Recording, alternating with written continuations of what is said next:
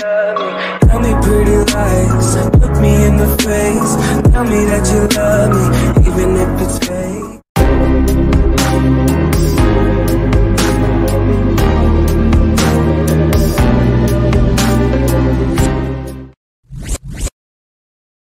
ఓం శ్రీకృష్ణ పరబ్రహ్మణే నమః. మహాభారతంలో లేనటువంటి పాత్రలే లేవు. వేదవ్యాస మహర్షి ఎంత చక్కగా పాత్రలను మలిచాడంటే అది రెండే రెండు, ధర్మము అధర్మం, ఈ రెండింటి మధ్య కొట్టుమిట్టాడేటువంటి పాత్రలు. సాధారణంగా మొదట్లో ధర్మం మనకి ఎలా కనిపిస్తుందంటే ఓడిపోతుందేమో అనిపిస్తుంది. ధర్మం యొక్క పాలు తక్కువగా వస్తుంది, అధర్మం పాలు ఎక్కువగా ఉంటుందని నిరూపించాడు. ఎలా? పాండవులు 5 ధర్మవంతులు, సంఖ్యాబలం తక్కువ.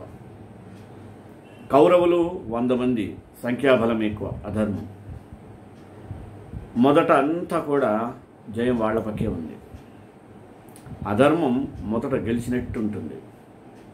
అలా గెలిచినప్పుడు వాళ్ళకే తెలియనటువంటి అహంకారం ప్రేరితమై ఏ ధర్మం తక్కువగా వాళ్ళు చూస్తున్నారో ఈ ధర్మానికి అండగా భగవంతుడు ఉంటాడు, శ్రీకృష్ణ పరమాత్మ. ఆయనే యదా యదా హి ధర్మస్య గ్లాని భవతి భారత అభ్యుత్థానమ ధర్మస్య తదాత్మానం సృజామ్యహం అన్నట్లుగా ఆ ధర్మాన్ని అణచివేసి ధర్మాన్ని స్థాపిస్తాడు. ఈ విషయం తెలిసినట్లయితే మనిషి ఎప్పుడూ ధర్మ మార్గంలోనే, రుజు మార్గంలోనే, సత్య మార్గంలోనే, మహర్షులు మనకు సూచించినటువంటి సన్మార్గంలోనే ప్రవర్తిస్తాడు. ఇది తెలియక కొట్టుమిట్టాడుతూ మంచి చెడులను గ్రహించక బుద్ధికి తోచిన విధంగా మనసు చెప్పినట్లుగా మనిషి ప్రవర్తిస్తూ పతనమవుతున్నాడు. అందుకనే మహాభారతం ప్రతి పాత్రలో కూడా ఒక వైవిధ్యాన్ని మనకి తెలియజేస్తుంది. అసలు మహాభారతంలో లేని పాత్రలంటూ ఏది లేదు. ప్రతి పాత్రకు ఒక ప్రత్యేకతనిచ్చాడు వ్యాస భగవానుడు. ఇది ఇలా ఉంటుంది, అది అలా ఉంటుందని నిర్ధారించలేదు. ఏది కూడా వ్యర్థమైన పాత్రలు కాదు. కొన్ని సందర్భాల్లో ఒక చిన్న పాత్ర ఉంటుంది, అటు వచ్చిపోయేది అని అనుకుంటాం, కానీ దానికి ప్రత్యేకత వేరుగా ఉంటుంది. స్పార్క్లింగ్ అంటారు, ఒక మెరుపు తీగ లాంటిది.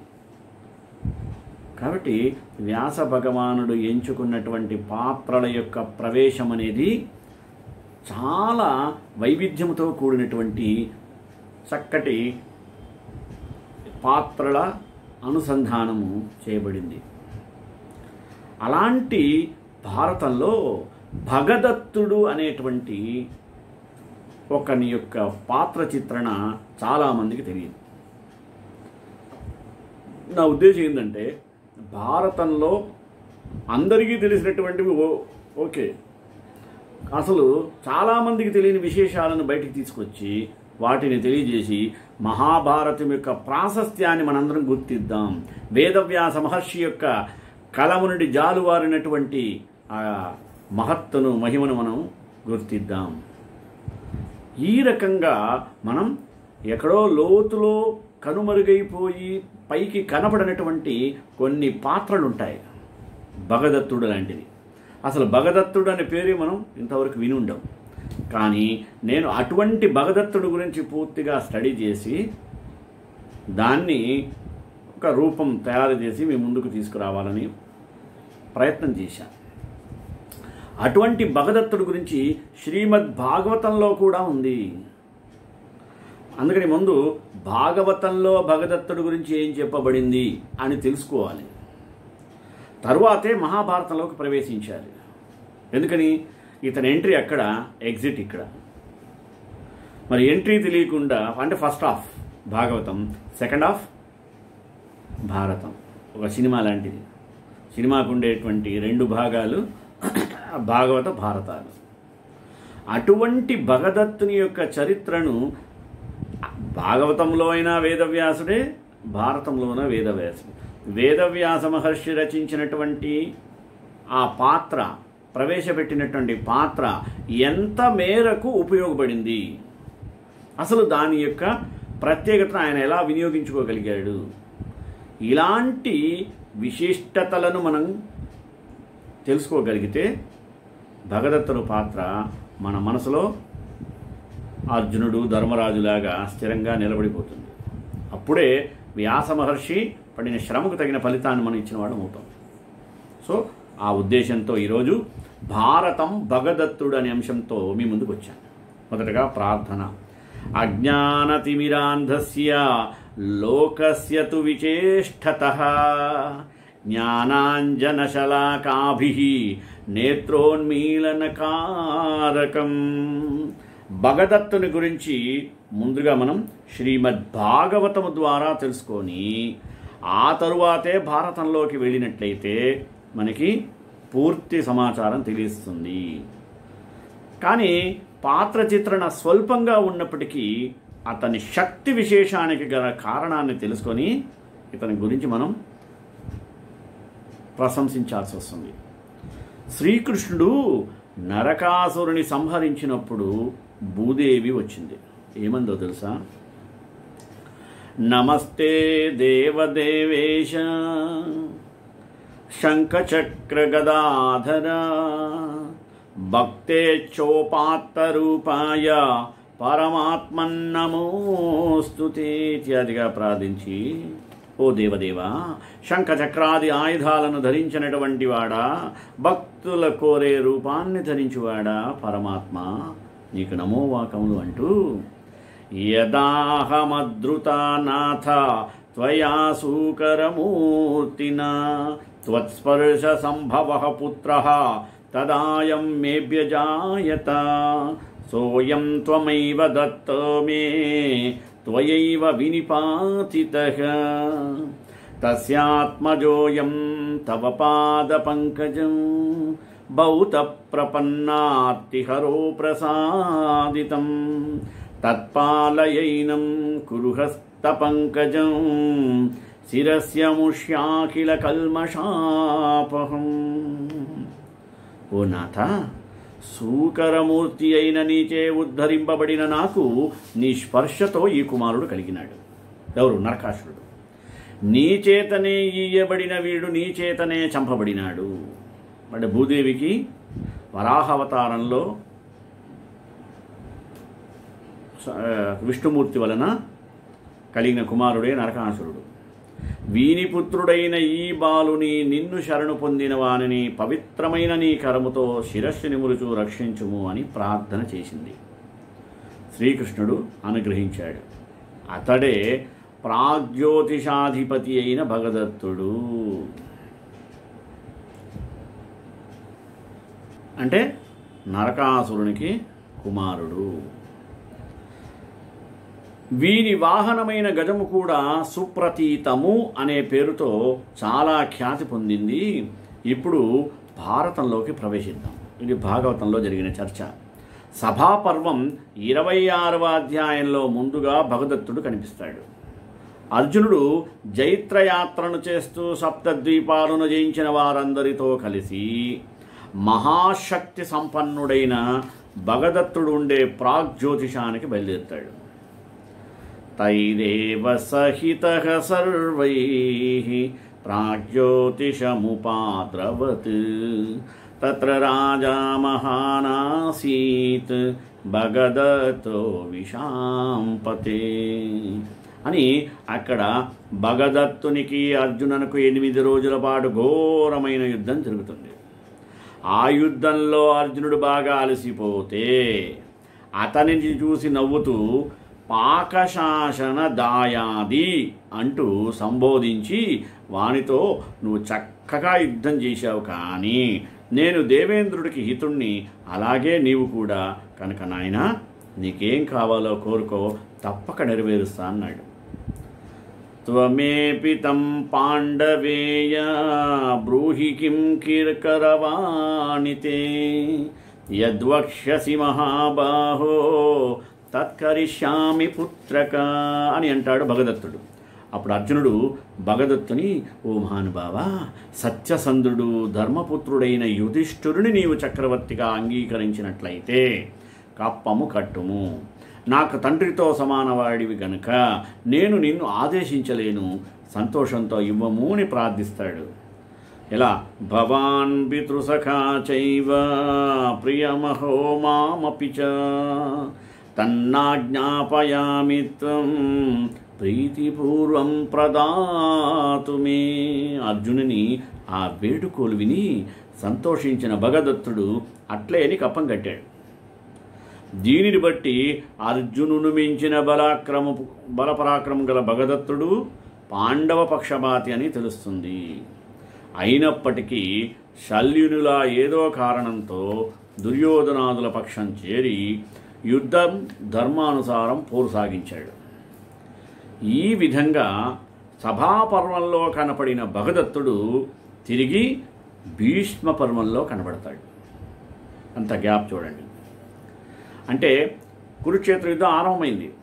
18 రోజు యుద్ధంలో 4వ రోజు యుద్ధంలో భీమ దుర్యోధనాదుల యుద్ధంలో భీముడు మూర్ఛ పొందగా పాండవులంతా వచ్చి దుర్యోధనుతో యుద్ధం చేయడం మొదలుపెట్టగా ఇంతలో తేరుకున్న భీముడు కూడా మరలా యుద్ధం ఆరంభిస్తే కౌరవ సైన్యం పారిపోవడం మొదలుపెడుతుంది.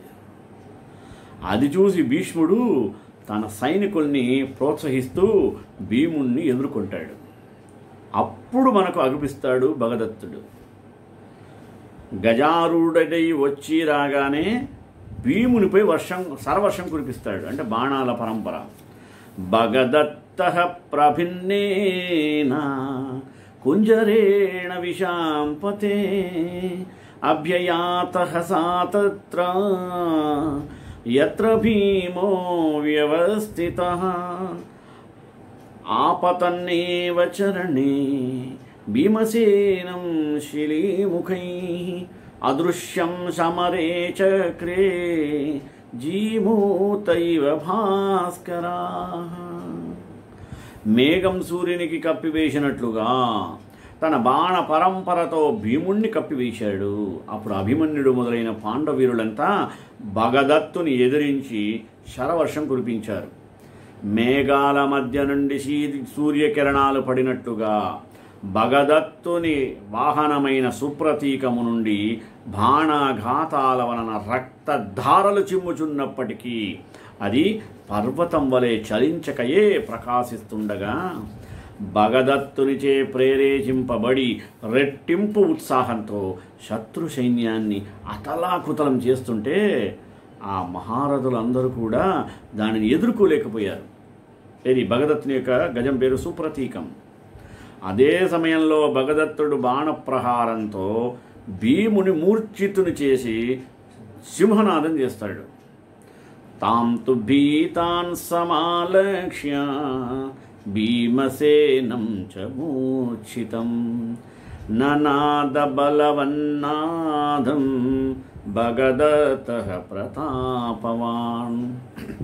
అది చూసి ఘటోత్కచుడు మాయారూపంతో ఏనుగునెక్కి తన అనుచరులతో వచ్చి భగదత్తుని ఎదుర్కొంటాడు. అనుయాయులు దానిని పొడవడం మొదలు పెడితే అది భయంకరంగా ధ్వని చేసింది. అది విని భీష్ముడు దుర్యోధనతో అన్నట్ట, భక్తశ్చ కులపుత్రశ్చ శూరశ్చ పృతనాపతి యుక్తం తస్య పరిత్రాణం కర్తుమస్మాభిరచ్యుత. మీ భక్తుడు సద్వంశస్థుడు శూరుడైనటువంటి భగదత్తుని మనం రక్షించుకోవాలి అని పలికి ద్రోణాదులతో కలిసి వాళ్ళని ఎదిరిస్తాడు. అది చూసి ధర్మరాజు ఘటోత్కచునికి సాయంగా వస్తాడు. భీష్ముడు ఘటోత్కచుని యొక్క అతని మాయానుచరుల ఏనుగుల యొక్క యుద్ధాన్ని చూసి ఇక ఇప్పుడు యుద్ధాన్ని కొనసాగించడం ప్రకటింపజేస్తాడు. అది విని పాండవులు సింహనాదాలు జయజధ్వనాలు చేస్తూ తమ శిబిరాలను చేరుతారు. ఈ విధంగా ఘటోత్కచ భగదత్తుల మధ్య యుద్ధ బీజం నాటుకుంది. తర్వాత 7వ రోజు భగదత్తుడు యుద్ధభూమిలో తెరపైకి వస్తాడు. 4వ రోజు తర్వాత 7వ రోజు ఐరావంతుడు మాల్యవంతునితో యుద్ధం చేస్తూ వాని సారథిని చంపగా సారథి లేని గుర్రాలు విషం తాగిన మనిషిలా పరుగులు తీస్తుండగా రథంపై వచ్చిన ఘటోత్కచుడు తారకాసుర యుద్ధంలో ఐరావతంపై వచ్చిన ఇంద్రునిలా సుప్రతీకంపై వచ్చిన భగదత్తుని ఎదుర్కొన్నాడు. తతో ప్రాగ్జ్యోతిషో రాజా నాగరాజం సమాస్థితః యథా వజ్రధరః పూర్వం సంగ్రామే తారకామయీ. దీనిని బట్టి మనకు భగదత్తుని యొక్క వైభవం తెలుస్తుంది. అంతేగాక ఈ ఇద్దరి యుద్ధం చూడటానికి వచ్చిన దేవ గంధర్వ ఋషి సమూహాలకు ఈ ఇరువురిలో అధికులెవరో తెలియరాలేదు. తత్ర దేవాస్స గంధర్వాః ఋషయశ్చ సమాగతాః విశేషణస్మ విదుశ్చ హైడింబ భగదత్తయోః. ఘటోత్కచుడు బాణవర్షంతో భగదత్తుని పీడిస్తే ఇతడు తన యొక్క తీక్షణములైన బాణాలతో వాణిని మర్మస్థానంలో కొట్టి పీడించాడు. అలా వాళ్ళిద్దరూ ఒకరిపై ఒకరు బాణప్రయోగం చేస్తూ ఉంటే భగదత్తుడు హైడింబుని రథాశ్వాలను కూల్చివేస్తే మండిపడిన ఘటోత్కచుడు శక్తిని ఆయుధాన్ని ప్రయోగించగా దానిని భగదత్తుడు 3 ముక్కలు చేసి నేలపై పడేశాడు. దేవేంద్రునితోటి యుద్ధంలో నముచి అనే రాక్షసుడు పారిపోయినట్లుగా శక్తి ముక్కలగుట చూసిన ఘటోత్కచుడు భయంతో పారిపోయాడు. శక్తిం వినిహతాం దృష్ట్వా హైడింబిః ప్రాధవద్భయాత్ యథేంద్రస్య రణాత్ పూర్వం నముచిః దైత్యసత్తమః. ఇక్కడ కూడా వ్యాస భగవానుడు భగదత్తుని ఇంద్రునితో పోల్చుతాడు.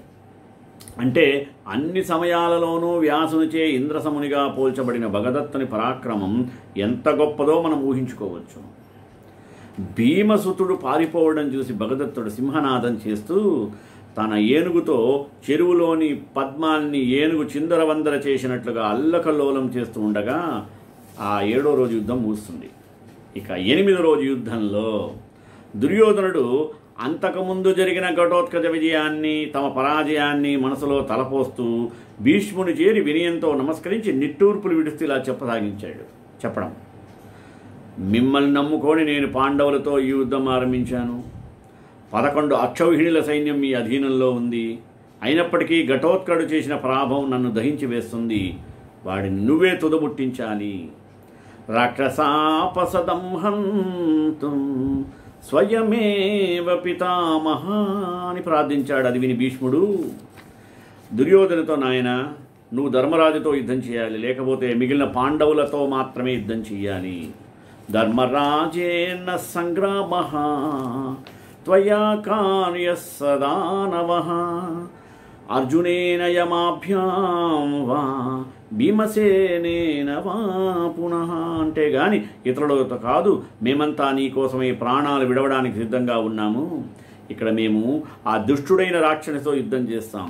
ఇంద్రసముడైన ఈ భగదత్తుడే ఆ రాక్షసునితో యుద్ధం చేస్తాడని భీష్మ పితామహుడు కూడా భగదత్తుని ఇంద్రసమునిగా పేర్కొన్నాడు. అంటే అతని పరాక్రమాతిశయము ఎంతటి గొప్పదో చెప్పతరమా. భగదత్తో మహీపాలః పురందర సమోయుధి అని భీష్మవచనం. తరువాత భగదత్తుని పిలిచి, ఓ రాజా, నా దివ్యాస్త్రాలతో వెళ్ళి ఇంద్రుడు తారకుని ఎదిరించినట్లుగా దుర్మదాంధుడై యుద్ధం చేస్తుండే ఆ భీమసేన సుతుని ఎదుర్కో, నీవు ఒక్కడివే ఆ పని చేయడానికి సమర్థుడు అని ఆదేశిస్తాడు. తవ దివ్యాని చాస్త్రాణి విక్రమశ్చ పరం తపా సమాగమశ్చ బహుభిః పురాభూదమరై సహా. ఈ మాటలు విని భగదత్తుడు వెంటనే ఉరుముల వంటి సింహనాదం చేస్తూ ఘటోత్కచుని ఎదుర్కొన్నాడు. అది చూసి మహారథులైన పాండవులంతా వానికి సహాయంగా వెళ్ళగా భయంకరమైన పోరు మొదలైంది. చతురంగ బలాలు నాశనమవుతున్నాయి. భగదత్తుడు భీమునిపై శరవర్షం కురిపించగా దానిని ఎదుర్కొని భీముడు వేలాది మంది భగదత్త పాదరక్షకుల్ని సంహరించాడు. అది చూసి క్రుద్ధుడైన భగదత్తుడు తన ఏనుగుని భీమునిపైకి తోలగా అది విల్లు విడిచిన బాణంలా భీమునిపైకి వెళ్ళింది. ఎలా? చోదయ్యామాస నాగేంద్రం భీమసేన రథం ప్రతి సనాగః ప్రేషితస్తేన బాణాజ్యోచోదితో యదా. అది చూసి కేకేరాజు, ద్రౌపదేయులు, దశానుడు మొదలైన మహారథులంతా తమ దివ్యాస్త్రాలతో ఆ ఏనుగుని ఎదుర్కొంటారు. ఇదే ఆ సుప్రతీక్తం యొక్క గొప్పతనం.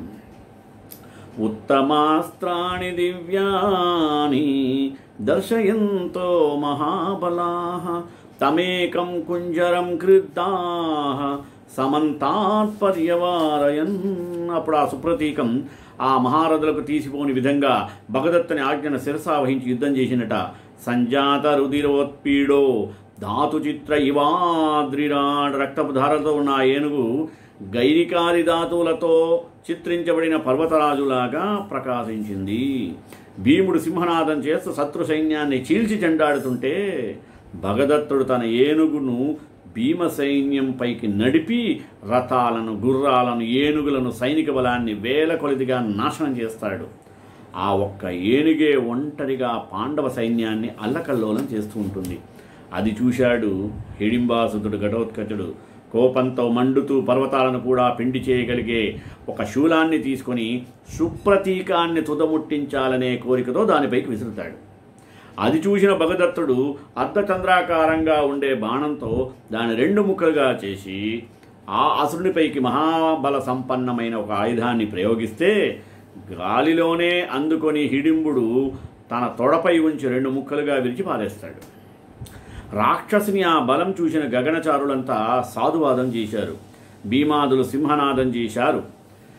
మరి అది చూచి భగభగ మండుచు భగదత్తుని యొక్క వాని ధ్వజాన్ని విరచి శారదిని కూల్చి రథాన్ని ముక్కలు చేయుగా విరతుడైన భీముడు గదను తీసుకుని భగదత్తునిపైకి వస్తుండగా అర్జునునితో బాటుగా పార్థసారథి అక్కడికి వస్తాడు. ఇంతలో భగదత్తుడు ధర్మరాజును ఎదుర్కోగా అక్కడ భయంకరమైన యుద్ధం జరుగుతుంది. ఇక 10వ రోజు 10th డే ఒక రాక్షసునితో సాత్యకి యుద్ధం చేస్తుండగా మాధవుడనే రాజు సాయంగా వచ్చి ఆ రాక్షసుడిని ఎదుర్కొంటాడు. అదే సమయంలో భగదత్తుడు, కృపుడు, శల్యుడు, కృతవర్మ, విందుడు, అనువిందుడు, సైంధవుడు, చిత్రసేనుడు, వికర్ణుడు, దుర్మర్షణుడు మొత్తం ఈ 10 మంది కలిసి భీముణ్ణి ఎదుర్కొంటే ఘోరమైన పోరు జరుగుతుంది. అంటే ఒక భీముని ఈ 10 మంది ఎదుర్కొన్నారు. అదే సమయంలో అర్జునుడు శిఖండితో కలిసి భీష్ముని పీడిస్తుండటం చూసి భగదత్తుడు అర్జునుని ఎదుర్కొంటాడు. అలా తన పైకి వస్తున్న భగదత్తుని అతని ఏనుగుని చూసి అర్జునుడు బాణ పరంపరలు కురిపిస్తాడు. శిఖండిని భీష్మునిపైకి వెళ్ళమని చెబుతూ అతనికి వెళ్లే అవకాశం ఇమ్మని భగదత్తుని కోరతాడు. శిఖండినంచ కౌంతేయో యాహి యాహీత్యచోదయత్ భీష్మం ప్రతి మహారాజా యహ్యేనమితి చాబ్రవీది. అది విని భగదత్తుడు మీ ఇరువురిని విడిచిపెడుతున్నానని అంటూ ద్రుపదుని ఎదుర్కోవడానికి వెళతాడు.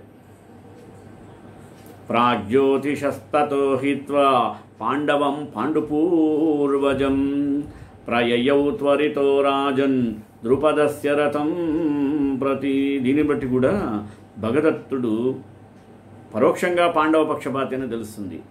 ఈ రకంగా 10వ రోజు యుద్ధంలో భగదత్తుని పాత్ర ముగుస్తుంది. ఇక భగదత్తుడే ముగిసిపోయిన 12వ రోజు నాటి యుద్ధం. తన వద్దనున్న దైవశక్తిని అజ్ఞానంతోనూ అహంకారంతోనూ విడిచిపెట్టుకొని నశిస్తాడు. దానిని చూద్దాం. భీమ దుర్యోధనుల మధ్య భీకర యుద్ధం సాగుతుంటే సైన్యమంతా చెల్లా చెదరవుతుంటే అది చూసి భగదత్తుడు తన సుప్రతీకంపై వచ్చి భీముణ్ణి ఎదిరిస్తాడు. ఏ ఏనుగుపై ఉండి దేవేంద్రుడు దానవుల్ని జయించగలిగాడో ఆ ఏనుగు వంశంలోనే జన్మించింది ఈ సుప్రతీకం అనేటువంటి ఏనుగు కూడా. తదన్వయేన నాగేన భీమసేనముపాగమత్.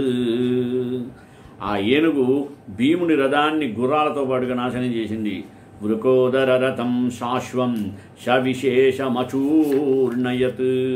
వెంటనకే కిందకు దుమికినటువంటి భీముడు ఆ ఏనుగు శరీరం కింద ప్రవేశించి దానికి అందకుండా ఉండి చేతితో చరుస్తూ లాలించడం మొదలు పెడితే అప్పుడు ఆ ఏనుగు కుమ్మరి సారెలా గిరగిరా తిరగడం ఆరంభించింది. కులాల చక్రవన్నాగ తదాతూర్ణమథాభ్రమత్. అప్పుడు ఆ భీముడు సుప్రతీకం ముందుకు వచ్చి నిలబడగా అది తేరుకుని భీముని మళ్లీ తొండంతో చుట్టి చంపాలని ప్రయత్నించగా తొండం నుండి విడిపించుకుని భీముడు దాని క్రిందకు చేరుతాడు. అది గ్రహించని పాండవ సైన్యం భీముడు మరణించాడనుకొని హాహాకారాలు చేస్తుంది. అది విని ధర్మరాజు పాంచాలులతో కలిసి వచ్చి భగదత్తుని ఎదుర్కొంటాడు. వారినందరినీ రాక్షసముఖను ఐరావతంపై వచ్చిన దేవేంద్రునిలా భగదత్తుడు చెల్లా చెదురు చేస్తాడు. ఐరావతస్తేన యథా దేవరాజేన దానవాహ. ఈ యుద్ధంలో భగదత్తుని రథానీకుడు, యుయుధానుడు, భీముడు, యుధిష్ఠిరుడు, రుచిపర్వుడు, చేకితానుడు, దుష్టకేతు, యుయుతుడు, అర్జునుడు మొదలగు 10 మంది మహారథులు ఏకకాలంలో ఎదుర్కొన్నారు. సముద్రంపై ప్రయాణిస్తున్న వ్యాపారుల్ని తుఫాను చెల్లా చెదురు చేసినట్లుగా సుప్రతీకమనే తుఫాను కల్లోలపరచగా అందరూ పరుగులు తీయగా అప్పుడు పుట్టిన ధ్వనితో ఆకాశమంతా నిండిపోయింది అని సంజయుడు ధృతరాష్ట్రుడికి చెప్పగా అతడు సంతోషాన్ని అనుభవించాడు. తతోధ్వనిర్ద్విరదదాశ్వపార్తివైః భయాద్రవద్భిజనితోతి భైరవః క్షితిం వియధ్యాం విదిశో దిశస్తథా సమావృణోత్పార్థివ సంయుగే తతః. ఆ సమయంలో భగదత్తుడు దేవసైన్యాన్ని విడిపించిన విరోచనిలా ప్రకాశించాడు. ఇంతవరకు దేవేంద్రునిలా ప్రకాశించాడు అని అంటూ వ్యాస మహర్షి ఇప్పుడు దేవతలను పీడించిన వాడని అంటున్నాడు. అంటే దేవఘాతకుడు గనక త్వరలో నాశనమవుతాడని సూచిస్తున్నాడని అనుకొని పురాసుగుప్త వివిధైరిహా వివాహవే విరోచనో దేవవరూధినీమివ అన్నాడు. ఈ సమయంలో ద్రోణ సంసప్తకాదులతో యుద్ధం చేసిన అర్జునుడు మరలా భగదత్తుని ఎదుర్కొన్నాడు. అప్పుడు భగదత్తుడు శ్రీకృష్ణుడిపై ప్రయోగించిన నిప్పులా మండే బాణాలు శరీరాన్ని చీల్చి బయటకు వచ్చే నేలలోకి ప్రవేశించాయి. అంత బలంగా వేగంగా బాణాలు ప్రయోగించాడు భగదత్తుడు.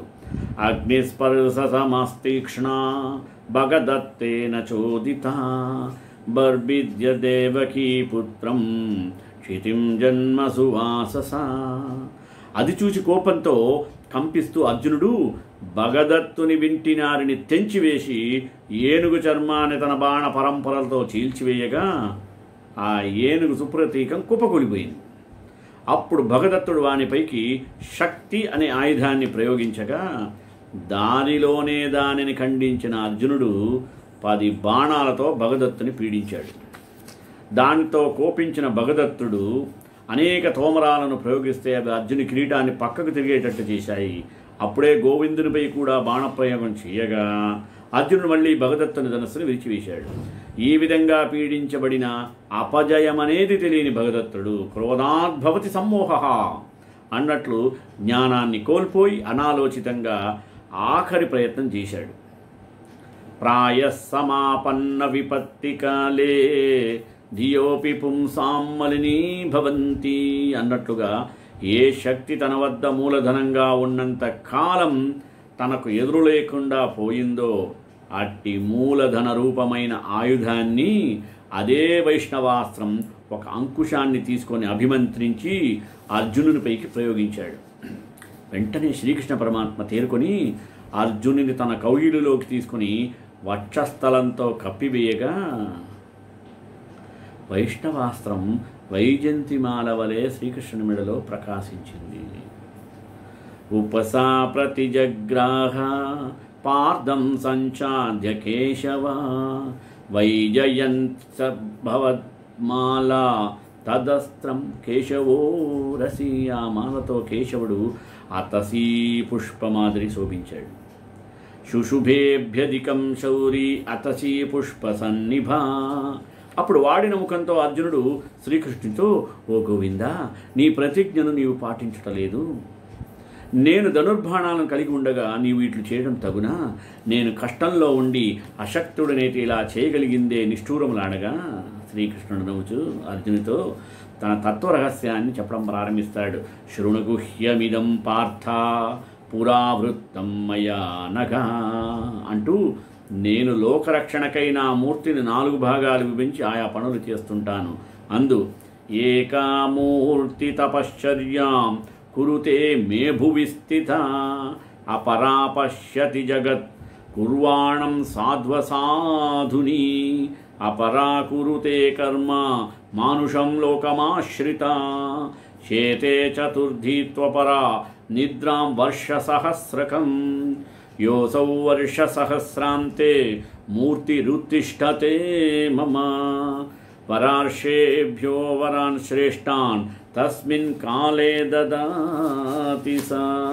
ఒక మూర్తి భూమిపై తపస్సు చేస్తూ ఉంటుంది, ఇంకొక మూర్తి జగత్ సృష్టిలోని మంచి చెడ్డలను పరిశీలిస్తుంటుంది, ఇంకొక మూర్తి మనుష్యలోకంలో ఉండి కర్మలు ఆచరిస్తూ ఉంటుంది, నాల్గవ మూర్తి 1000 సంవత్సర కాలం నిద్రిస్తూ ఉంటుంది. ఆ నిద్రించి మూర్తి లేచిన వెంటనే వరాలు కోరిన వారందరికీ శ్రేష్టములైన వరాలు ఇస్తుంది.